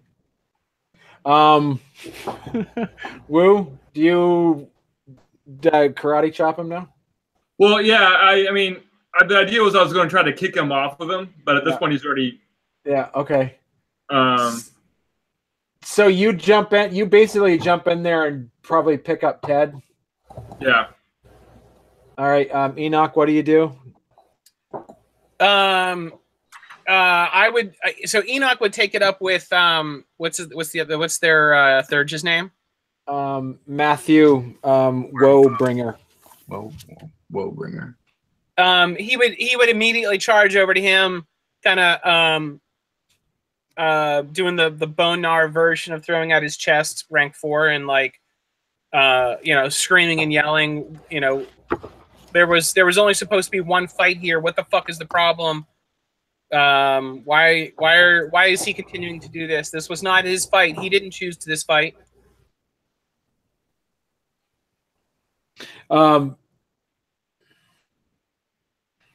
Matthew looks at you with with a level of intimidation, which not that a rank 3 would give to a rank 4, but as a get would give to a bone gnar, and basically says, "Thank you for hosting this," and walks behind Oscar as they leave.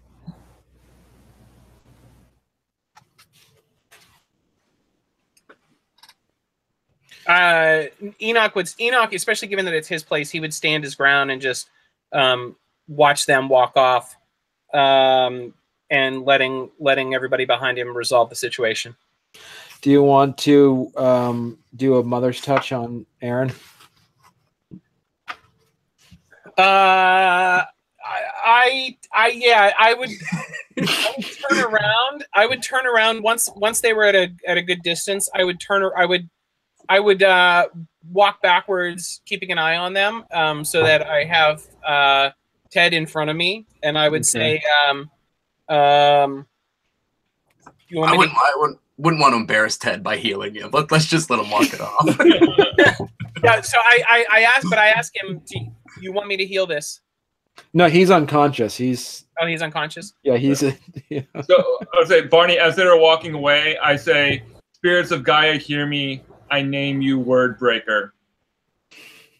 Okay. As they're walking away. Yeah, as a rank 5 get and as a rank 2 stargazer, it's like that kid yelling at the bully as go on, walk away. That's what you get.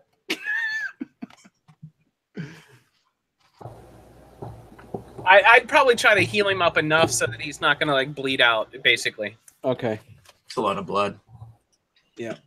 I would kind of immediately get a couple of the guys to pick him up, carry him into the shack, lay him down in the bed to seduce him, to wrap him up. That was my chance. Teddy. Can I call you Teddy?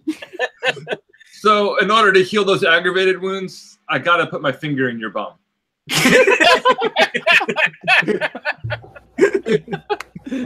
It's a Galliard thing. You don't understand. We just All right, let me get battle scars. 259. All right. I think you should just go to Shoulders. arm. That's 18 to 20. Yeah. All right. You just want to do that, maimed arm. One That of your makes arms sense. was severely wounded. You're no longer able to use it for any purpose whatsoever. You move at 3/4 normal speed in Hispo or Lupus. It may not gain a bonus from quadruple movement in Krinos form. Yeah. Maimed That's limb. what There it the is. Yep. Yep. 3 temporary glory. That's cool. The 20th edition, 20th anniversary edition has which glory you get for it. That's cool, man. 3 temporary glory too. All right, so the denouement. How do you guys wrap up the episode? What do you do, Ted? Heal up. Did you want to actually tell anybody why the Grimhalls hate the Wyborns at all? You didn't give anybody backstory on it? No, it's not my backstory. I mean, I know because I was playing Oscar, but that's about it. Yeah, I have no idea whatsoever what that's all about. The first mage game Josh played, I made a werewolf, and he didn't know anything about werewolves, and so I made a rank 4 get a Fenris. Oh, no, but tell him the in character part first. The in character part. Yeah. So my character was a Karn warder. Oh no, tell him like the Ted's version of it. What do you mean, Ted's? Where you tell him? I don't. Dale wrote. I just sent it to Dale. Yeah, how would Ted say it? How would like it was like 1,000 years ago. It was like about 1,000 years ago. August Wyborn. Yeah. Yeah. So 1,000 years ago, August Wyborn, my ancestor, was a Karn warder of a important sept, and he had gone out. I don't remember what the story was, Josh. He had gone out doing something. Yeah, they're preparing because there's the witches. There was a lot of battle with the witches at the time. Oh yeah. So he'd gone out to meet one of the witches. Yeah, to fight and disappeared. And the Grimholds, who was sept leader at the time, and had a hard-on against August Wyborn, had spread the rumor that he had fled in cowardice and abandoned his post, which nobody ever saw him again. So you could never refute the argument. So yeah, basically what happened is that with the Cairn Warder, August Wyborn gone, that Cairn that the Grimhalls was a sept leader of 1,000 years ago in northern Germany, got attacked by witches, and the witches just drained the entire Cairn and killed all the Geru in the Cairn. And so obviously the Grimhalls blame. They've marked every Wyborn now ever since as cowards. because a get Cairn Warder running away from a fight. Yeah, what the problem was the Grimholds weren't man enough to hold down the Cairn without the fucking Wyborns there to do it for them.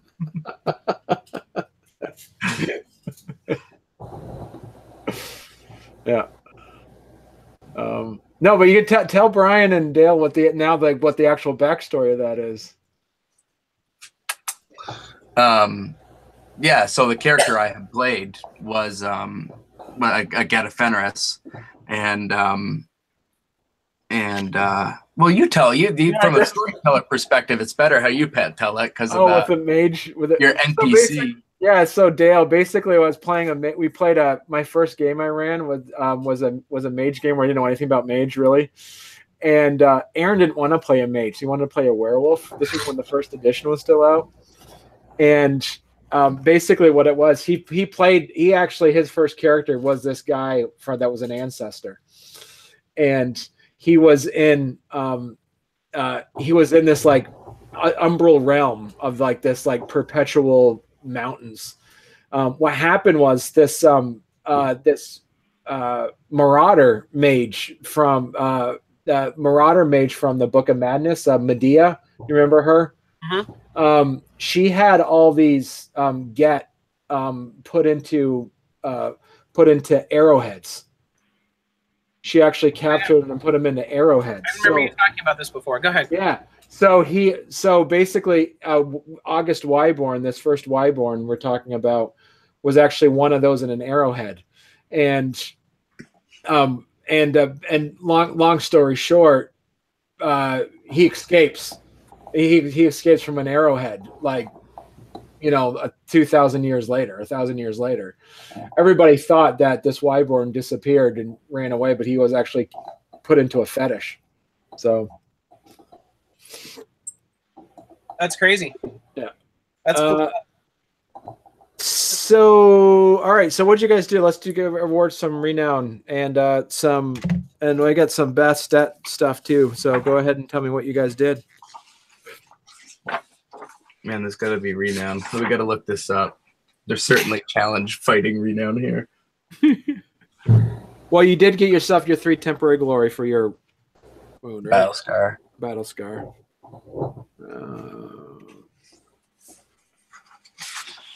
Looking up renown also for. It's ferocity, honor, and cunning. Yeah. Did you learn any secrets? Surviving an incapacitating wound, 2 glory. Yeah, go for it. They're kind of open secrets, really. I don't think I learned any secrets. Well, you learned the story. I learned the story. That dang, listening in here. Yeah.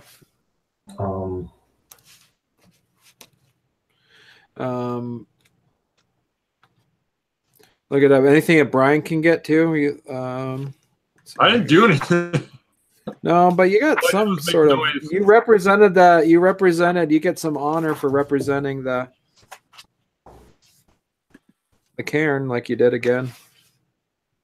Give yourself. Give yourself 2 honor for that. Enoch, give yourself 2 honor for hosting as well.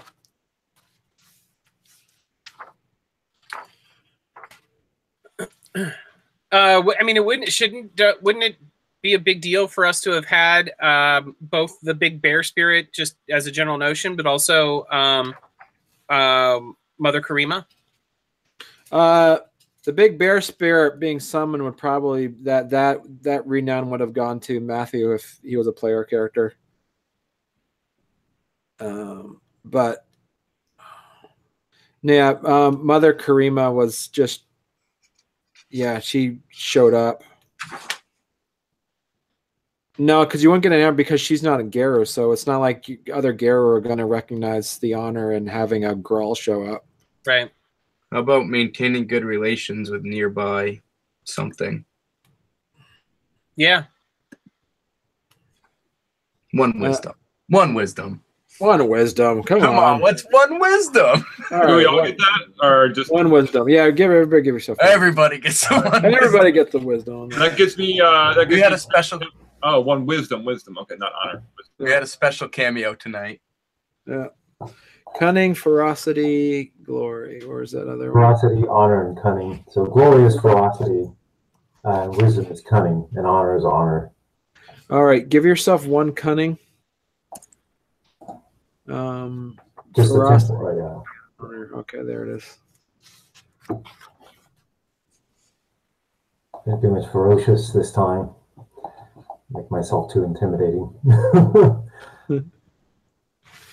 All right, you were never caught in a lie, so you're fine there. All right. Man, I really don't see anything about challenges in there, do you, Josh? Combat besting, including surviving a toxic waste attack. No, it'd probably be under Garo relations. Yeah, I've looked there too. Septon tribe. Participating in a just challenge. Where's that? Challenges. Oh, we're under challenges. There you go. 1 glory and 2 honor. Yeah, man, that's it. That's all right. Hey, would you say, because I'm looking at just examples of honor, but like mediating challenges or disputes between, I don't know what Adrin and Athro Eru means, but Those are levels.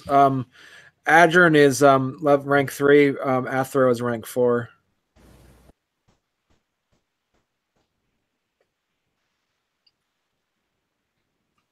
Succumb to a participating in an honorable challenge over an issue that affects the sept is Man. Yeah, see, it's heavier than just a just challenge, right? right. Yeah, exactly. Because I mean, it's one thing to like deal with Ted's situation where he's like being, spit on, but like this is we're doing this for the sake of Harrogate. Right. Yeah. Okay. I see what you're talking about. And really, in the big picture of things, the whole meta Storm Eater coming in, Exactly. All right. Everybody give yourself an extra honor. Yeah, that puts me at 10 honor. Oh yeah. All right. 10 permanent or No. Temporary. So then you give yourself 1 permanent honor and start over. Yeah. So that puts me at 2 honor. Which I think I don't need. honor's like the only thing I need right now to go to rank 5. How much, Aaron? How much more wisdom do you need to get to rank 4? I need 4 temporary points. Oh, really? Yeah. What page is that on? Where is that? Like what you need to go up in rank? Just on there. Where is it? Page 1. In the book, it's on page 250. 250 on the 20th anniversary book. Yeah. So yeah, as a Galliard, you need to be rank 3, 2 honor, 4 glory, and 4 wisdom. Wait, 2 honor, 4 glory, and 4 wisdom? Correct. Really? Wait, so that's rank 2. I need to be rank 3 though. Yeah, rank 3 is 4 glory, 2 honor, and 4 wisdom. Oh. I thought I needed more honor to become rank 3 in... No. Oh, well, I needed honor that whole time. Oh, well, then I got enough for rank 3 finally. Oh, really? Got enough for rank 3? Yeah, I thought I needed more glory. Turns out I needed more honor. No. 4 glory, 2 honor, and 4 wisdom. Yeah.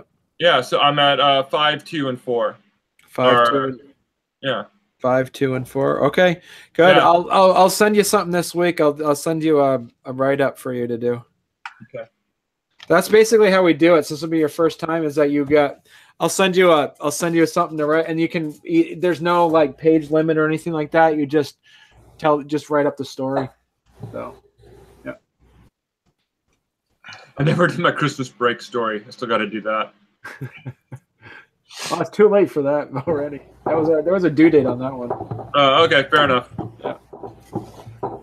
All right, guys. That was. Oh, let me stop the. We got to do experience. Oh Still. yeah,